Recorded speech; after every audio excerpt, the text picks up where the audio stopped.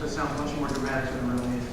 To me, the basics are pretty simple. Our Air Force has succeeded over time, I believe, because we have always recruited the best people possible. We've always educated them and trained them better than anybody else educates and trains them.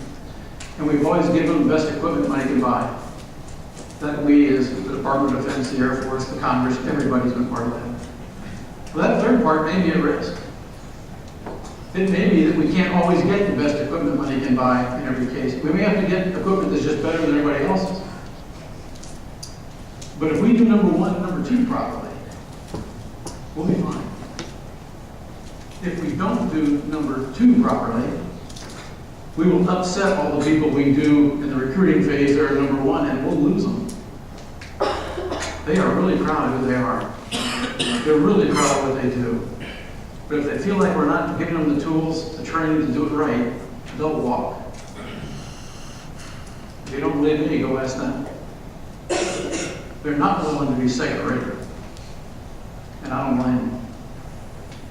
You guys may remember Senior Jason Cunningham, Air Force Crossman. He deserves it. He deserves people around him who are the best recruits possible and who are better trained than everybody else. Next slide. I'm concerned about readiness. We're focused on readiness in this next bomb cycle. The Secretary's been pushing this hard. We have to pay attention to them. Comes from an operational command. I'm worried about fleet health and I'm worried about flying hours.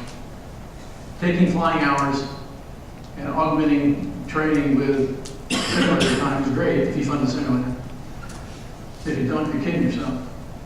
I'm worried about readiness. I don't think we're where we think we are. We'll see. We've asked all the managed company commanders to tell us what they honestly think and to take a hard look at it themselves. So it's not just a programming drill, but we're going to take a close look at this. Secretary's been pounding the table on readiness for 14 and beyond. And so we need to give him the information he needs to make the right decisions. Next slide. These are a couple of happy guys hanging out, waiting for the confirmation hearing. Back to basics for me also means communication. It means team building. This is Frank Crass, the new director of the National Guard Bureau. He's just a great officer. He's a great guy. We've got this thing going with the active duty in the ARC. It's nobody's fault, folks. There's lots of great people on all sides of this discussion. Everybody's trying to do the right thing. There's just different perspectives. We've got to get off where we are now, which is a position that's just untenable. Secretary's given us very clear guidance to work towards some kind of movement forward. We're trying to do that. But we've got to think about the process that got us here. We've got to think about a smarter way, a more innovative way of communicating. We've got to figure out who our key partners are on the Hill, in the Pentagon, in the Guard and Reserve, and we got to make sure we're connected to them in a meaningful way, and we have to make it lasting. You can't do it for a week and quit. This is a generational change. You'll never be talking a lot about this one. Next slide. I had a chance to go down and visit the National Guard Association of the U.S. in Reno last week, which was really a fantastic experience for me. Before I went, and I actually, about 2 days before, I was driving by the Air Force Memorial, and I looked up at this thing, and I kind of started chuckling to myself. I think most of you have been there. I love this place. It's just got a distinguished beauty and a calm to it. It's just spectacular. But I was driving by, and I looked at those things, and I went, you know, that looks kind of like the active duty, the Guard, and the Reserve. You know, we were there in pretty tight formation, and all of a sudden we just started to do the bomb burst at the top. And I realized that we're still okay. We're still in visual range. We can still see each other pretty clearly. We still know exactly where the other guys are headed. You know, my dad flew an acrobatic team called the USAFE Acrojets out of 1st and Frederick, Germany, back in the mid-1950s, flying F-80s. And they actually did a bomb burst maneuver like the Thunderbirds do now. But when they first started doing it, they had a problem with the rejoin. And so he and a guy named Roger Jellison, who was their slot pilot, my dad flew left wing, sat down with a beer one night, a couple of pencils and a piece of paper, and tried to draw out the rejoin. Just like Bud Wyatt and J.J. Jackson are trying to figure out how to draw the rejoin. And the goal was to keep it within visual range of the crowd, because if you got away from show center, it's wasn't a very good show, to do it as quickly and as smoothly as possible. They figured it out. We will too. You can trust me on this one. Next slide. We have to. because our airmen deserve it. 700,000 airmen in our Air Force. That's uniformed, civilian, active guard, reserve. I don't see the lines very clearly, guys. 700,000 almost in our Air Force. That's a phenomenal fighting force. It is a proud group of people.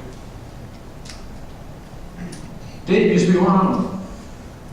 When I was a squadron commander in the 1st Gulf War, Dave was one of my production superintendents. He ran the flight line at night.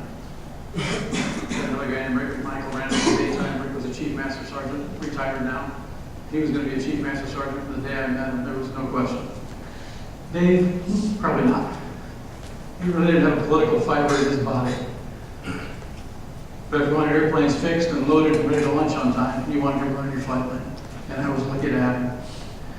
About the second week of the war, I guess I showed up with my airplane, and Dave was standing there like he was every morning in the dark. And he said, "Boss, they're all ready to go." And I said, "Thanks, Dave, they always are." And that was kind of speech for Dave, because he didn't talk much, except to his airmen.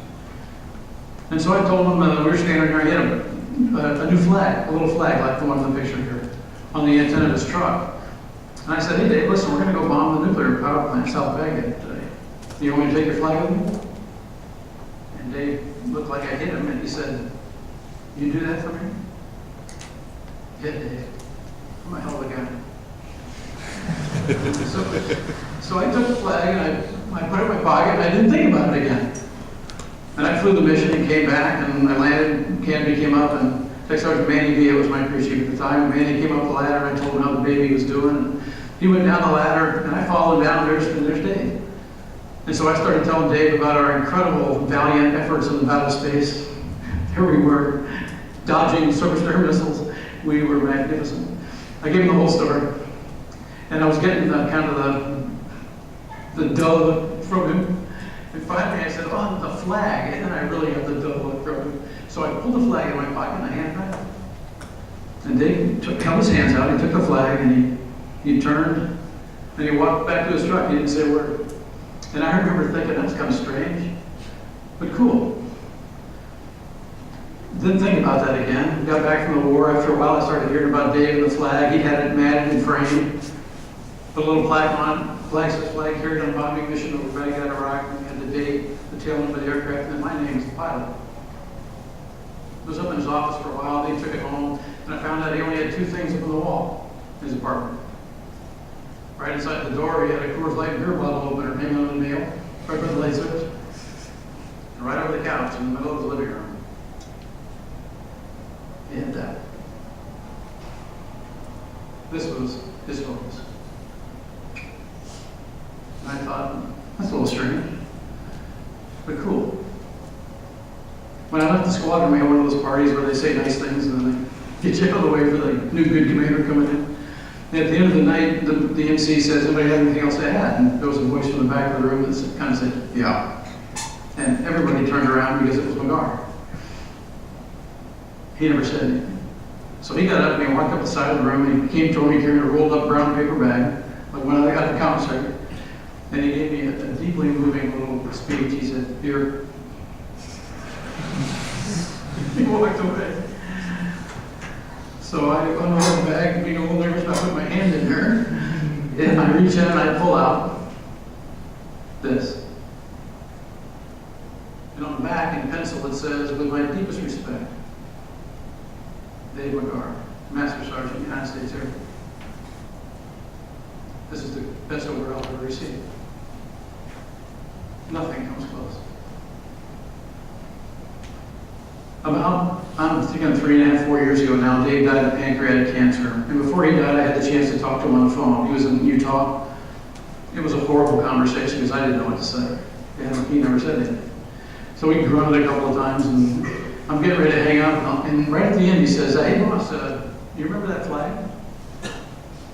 "Yeah, Dave." "Do you still have that?" "Yeah, Dave, I've still got it." And the last thing he said to me was, "Take care of that for me, would you?" You bet your ass, Dave. And before I'm done, I'm going to tell the whole Air Force about it. Maybe twice. Because I want all of you to know about this flag and the guy it represents to me. I see his courage in the red stripes, and his integrity in the white, and his loyalty in the blue. And every star is some young airman he taught how to do the job right. Task by task, job by job, day by day. Because that's how he rolled. His legacy will affect our Air Force for the next 100 years. He's the proudest airman I've ever met. Except for my dad. And me. And I'm proud because of him. We have thousands and thousands and thousands and thousands of days in our Air Force. They deserve our best effort, our collective best effort, to make this service great. The Secretary and I need help to do that. I assure you we'll do our part. Next slide. Can I ask you to do me a favor? Is there anybody in here who flew in World War II or Korea, or served in the United States Air Force in World War II or Korea? If so, would you stand and remain standing for a minute? Thank you, sir. These are the folks who taught us how to fly, fight, and win. Anybody from the Vietnam conflict? Sir, would you mind staying standing if you wouldn't mind? Anybody who fought and flew in Vietnam or served in the United States Air Force in the Vietnam era? How about anybody who's retired from the United States Air Force? How about family members of the United States Air Force members? How about active duty members of our Air Force? Or civilian members of our Air Force? Or Guard or Reserve members?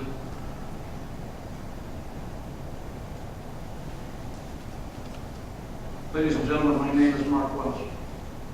I'm an airman, just like you, and I'm proud to stand here with you. Air power is good for what ails you. Thank you. Joe Welch. Joe Welch.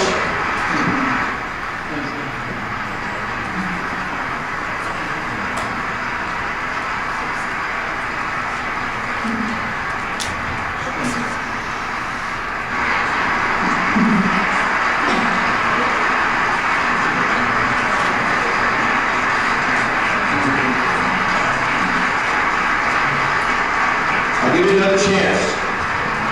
I'll give you another chance. Ladies and gentlemen, I've said it many times at AFA internal meetings that AFA has been lucky to be able to pick the right leaders for the role. All right, at this point, he's essentially going to congratulate them for speaking at their convention and everything in that regard. Thank you all for paying attention. Did y'all enjoy that pretty well? Yes. My intent was futuristic here. A lot of this didn't pertain to us specifically as ROTC cadets, but we all are striving to become Air Force officers, so it'll pertain to us pretty well. As for now, just accept the value offered through his speech there, and take the opportunity for the betterment of ourselves, each other, and this attachment, all right? Yes. All right, so it's Halloween, so we'll look to have a little fun today. We have about 45 minutes left. Next, we're going to go into a little bit of flight time. Flight commanders, you know what to do during this time. Bravo, well, Alpha Charlie, remain where you are. Bravo, head out to this lounge up here. Be cognizant of anything going with their exams, classes, or anything like that. Flight commanders, have your flights back in your position at 5:35. Hold up before you leave. These people stop by, see me before you go out to your flights. Luby, Taylor, Click, Hogan, Lisi, Bennett, Smith, Jondro, Wellen, and Perez.